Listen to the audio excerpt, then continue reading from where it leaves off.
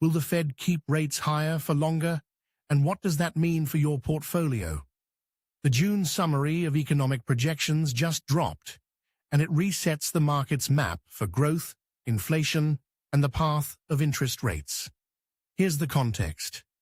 After a two-day meeting, the Fed updated its median forecasts and the dot plot, showing where policymakers think the federal funds rate is headed. With a 2% inflation goal as the anchor, these projections shape discount rates, credit costs, and the value investors assign to future cash flows. In short, this is the mid-year benchmark that equity, bond, and ETF markets use to reprice risk. The new SEP refreshes the policy rate path, replacing the March baseline.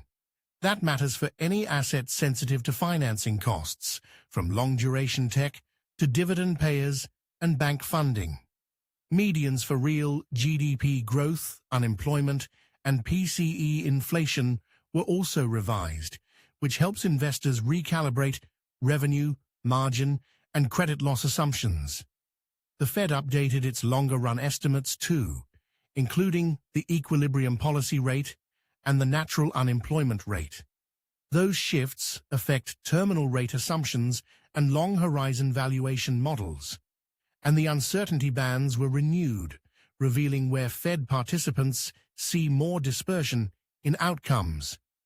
Wider ranges argue for bigger risk buffers. Tighter ranges support more confidence in base cases. Policy remains squarely tied to the dual mandate: maximum employment and price stability. The pace of any rate moves will depend on progress toward 2% inflation and labor market cooling.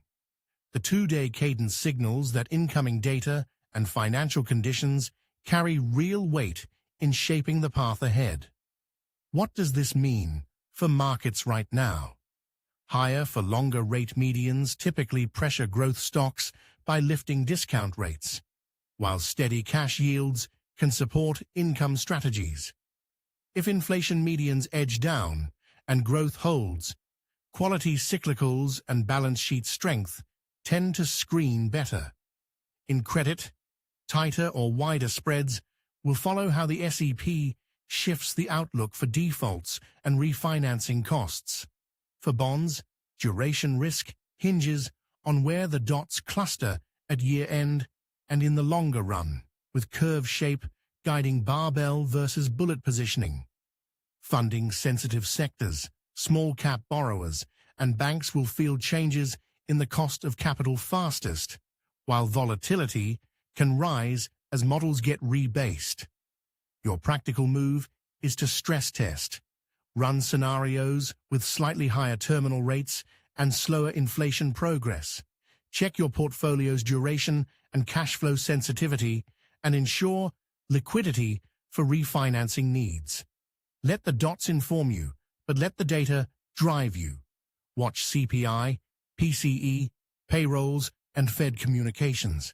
Read the full article at finlitica.com.